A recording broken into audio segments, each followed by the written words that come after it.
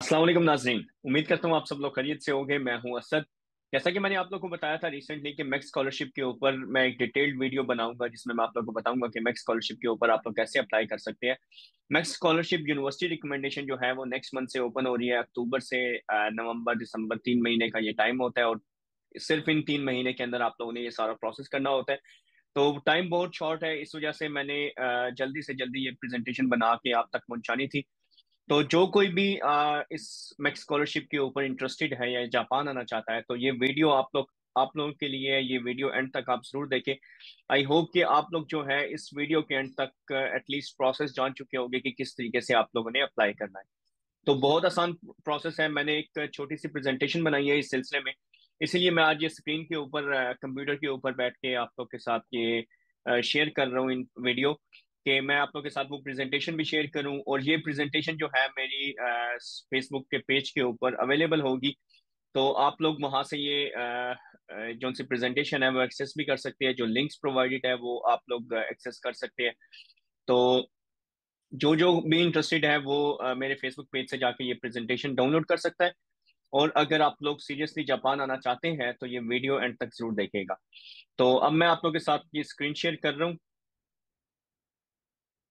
ये मैंने max scholarship university recommendation की एक गाइड बनाई है। और ये बहुत शॉर्ट बनी हुई है, बहुत प्रिसाइज बनी हुई है। और सिर्फ 10 स्लाइड्स है इसकी। तो आप लोगों ने परेशान नहीं होना, ये कोई लंबी वीडियो नहीं है।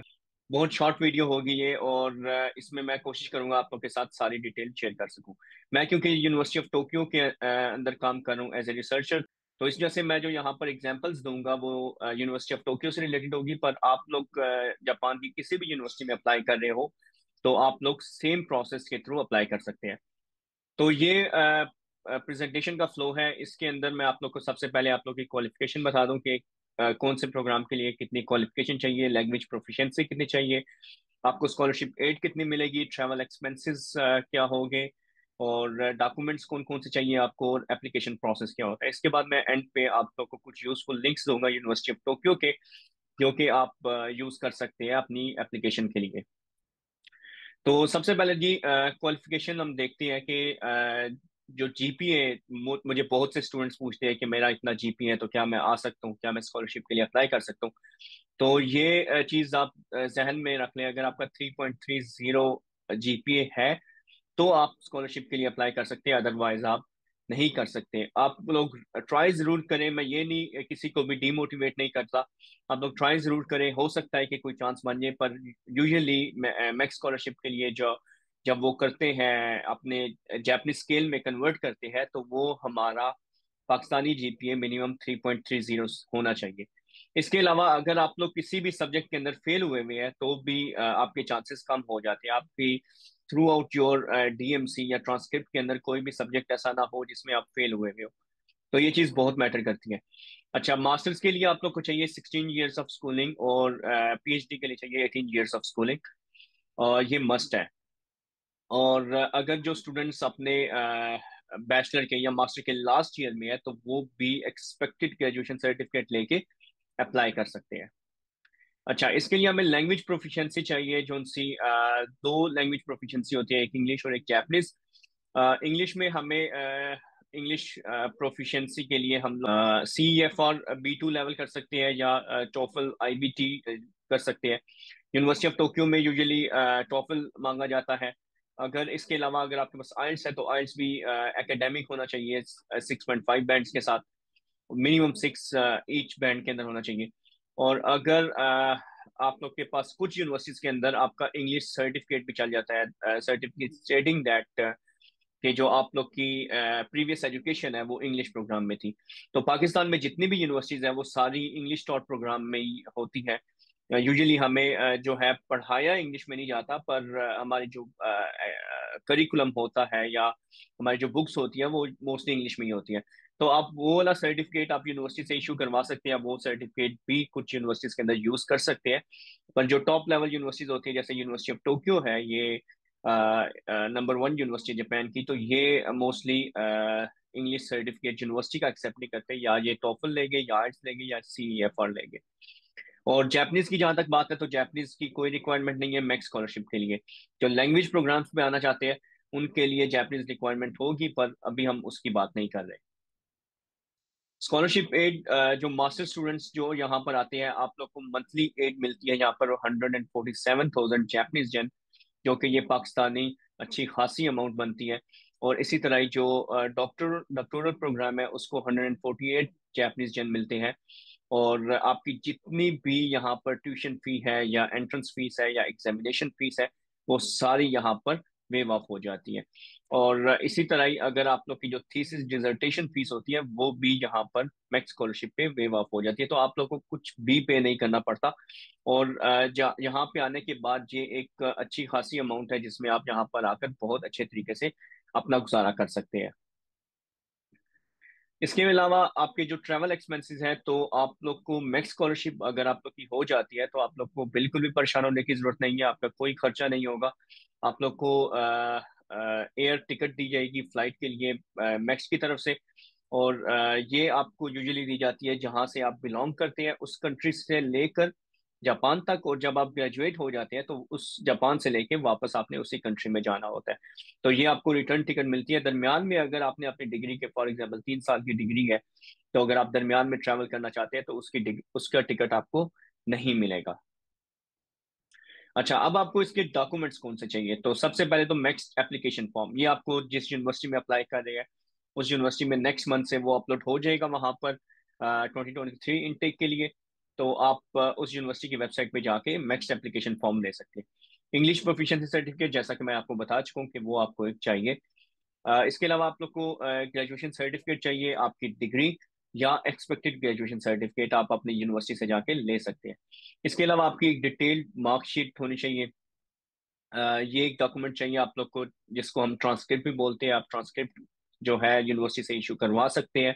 इवन जो स्टूडेंट्स ग्रेजुएट नहीं हुए अभी तक, वो भी अपनी ट्रांसक्रिप्ट जो है वो हर सेमेस्टर में या एंड ऑफ द सेमेस्टर जाके ले सकते हैं। इसके अलावा आप लोग को एक रिसर्च प्लान बनाना है, जिस फील्ड के अंदर या जिस प्रोफेसर की तरफ आप अप्लाई कर रहे हैं उसकी फील्ड से रिलेटेड आपको एक रिसर्च प्लान बनाना है। और ये यूजुअली इसका जो फॉर्मेट है वो यूनिवर्सिटी की वेबसाइट पे ऊपर गिवन होता है। आप जहाँ से मैक्स एप्लीकेशन फॉर्म डाउनलोड करेंगे वहां से रिसर्च प्लान का टेम्पलेट डाउनलोड कर लें, और उसके अंदर 2 पेजेस का रिसर्च प्लान होता है और वो आप लोगों ने फिल करके देना होता है। इसके अलावा आपको एक रिकमेंडेशन लेटर चाहिए होगा, वो आपको जहाँ पे अभी आप पढ़ रहे हैं इस यूनिवर्सिटी के अंदर आपको अपने हेड ऑफ डिपार्टमेंट से वो मस्ट करवाना है। और जो आप लोगों ने रिकमेंडेशन लेटर बनवाना है वो आपने जिस यूनिवर्सिटी में अप्लाई करे हैं उसके प्रेसिडेंट के नाम पे बनवाना है। इसके अलावा आप लोग को अपनी पासपोर्ट की कॉपी चाहिए, तो पासपोर्ट आप लोग मस्ट आप लोग के पास होना चाहिए। पासपोर्ट की कॉपी आप लोगों ने सारा अटैच करनी है। और अगर आप लोग के साथ आपकी कोई रिसर्च अचीवमेंट्स है अभी तक, पब्लिकेशन वगैरह या कोई पेटेंट्स वगैरह है, तो आप उसकी भी लिस्ट ऑफ पब्लिकेशन अटैच कर सकते हैं। एप्लीकेशन प्रोसेस यूजुअली इसका 1 साल का होता है। और ये अक्टूबर से दिसंबर तक ये ओपन होती है, जैसा कि मैं बता रहा हूँ कि नेक्स्ट मंथ से ये ओपन हो रही है। इसमें तकरीबन 1 साल का टाइम लगता है। जैसे कि मैंने भी जब अप्लाई किया था उस टाइम पे अक्टूबर से ही स्टार्ट किया था मैंने, और मैं नेक्स्ट ईयर अक्टूबर में यहाँ पर आया था। तो इनका प्रोसेस जो है तकरीबन 1 साल का होता है। इस 1 साल के अंदर इनकी स्क्रीनिंग होती है, इसमें आप लोग की यूनिवर्सिटी सिलेक्शन होती है, फिर मैक्स गवर्नमेंट की तरफ से सिलेक्शन होती है, फिर आपके वीजा वगैरह इशू होता है, या आपका टिकट्स जनरेट होते हैं मैक्स की तरफ से। तो इस वजह से इस प्रोसेस में तकरीबन 1 साल का टाइम लगता है। तो जो स्टूडेंट्स अपनी डिग्री के लास्ट ईयर में है तो वो जरूर इसके लिए अप्लाई करें।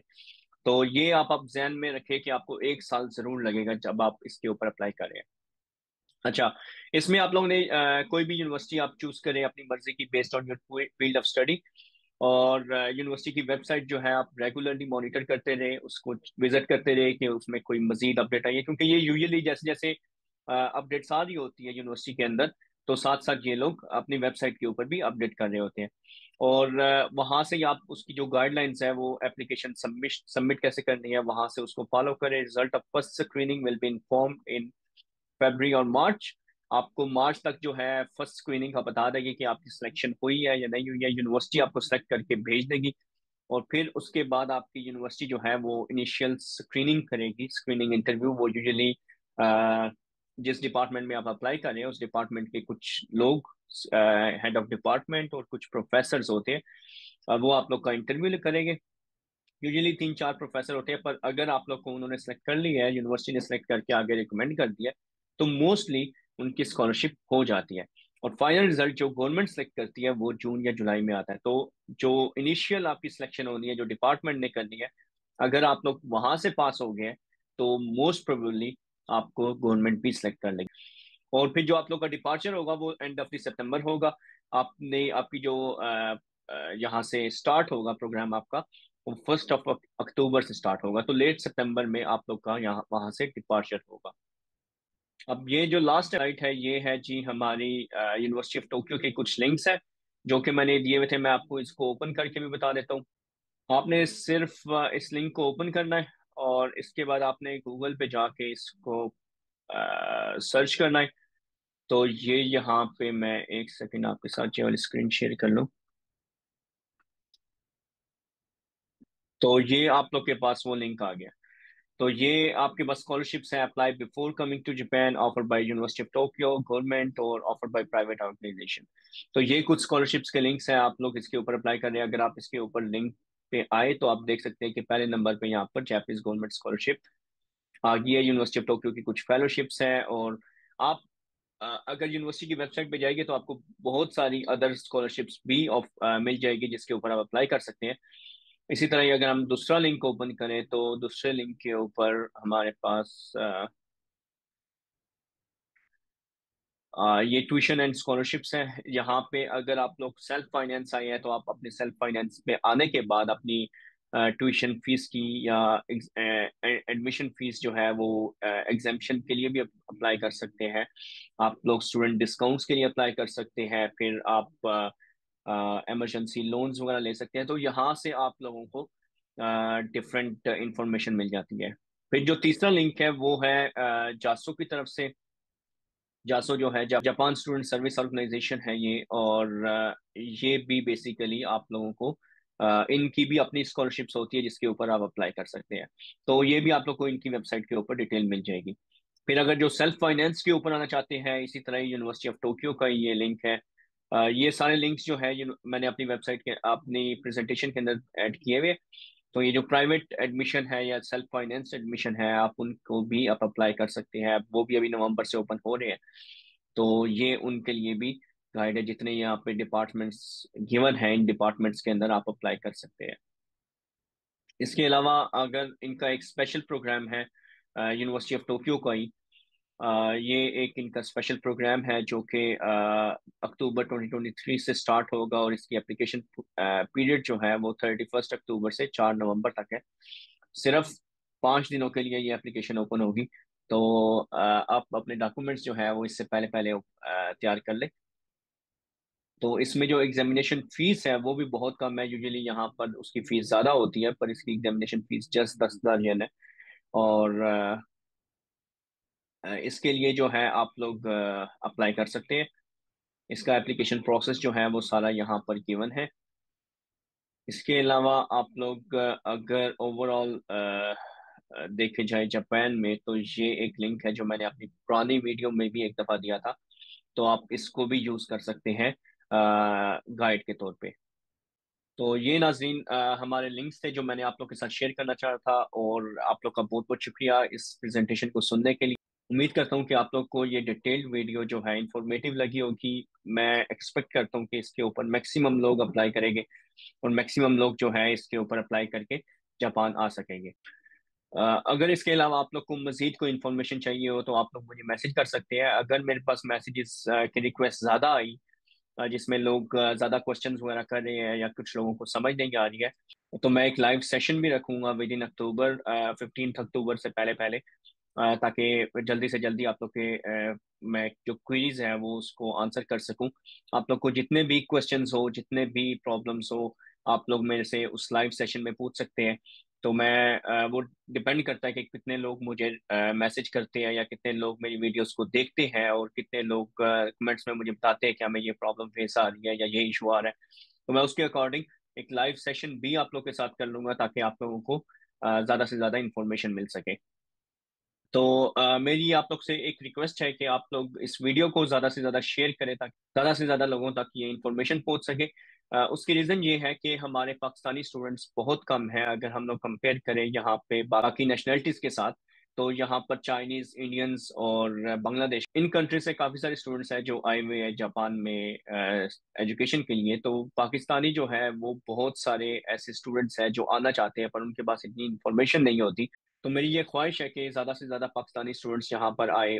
प्रॉब्लम ये है कि मैक्सिमम स्टूडेंट्स को इसकी इंफॉर्मेशन ही नहीं होती कि हमने कैसे अप्लाई करना है। अगर कोई बंदा अप्लाई करता भी है तो दरमियान में हिम्मत हार जाता है कि प्रोसेस बहुत लंबा है, डॉक्यूमेंट्स बहुत मुश्किल है प्रिपेयर करना। तो इस वजह से कुछ लोग छोड़ देते हैं अप्लाई करना। मैं उन लोगों को मोटिवेट करना चाहूंगा कि ये प्रोसेस थोड़ा सा डिफिकल्ट है पर एट दी पर जो इसका एंड है वो बहुत अच्छा होगा। एक दफा आप लोग वहां से स्कॉलरशिप पे यहाँ पर आ जाए तो उसके बाद आपके पास बहुत सारी अपॉर्चुनिटीज खुल जाती हैं। आप लोग बहुत अच्छे तरीके से अपनी जिंदगी में सेटल हो सकते हैं। अगर आप लोग को ये वीडियो पसंद आई है तो मेरे फेसबुक पेज को जरूर लाइक कीजिएगा, फॉलो कीजिएगा। और अगर अभी तक आप लोगों ने मेरा यूट्यूब चैनल सब्सक्राइब नहीं किया तो उसको भी जरूर सब्सक्राइब कीजिएगा। मिलते हैं हम अपनी नेक्स्ट वीडियो में, तब तक के लिए अपना ख्याल रखिएगा। अल्लाह हाफिज।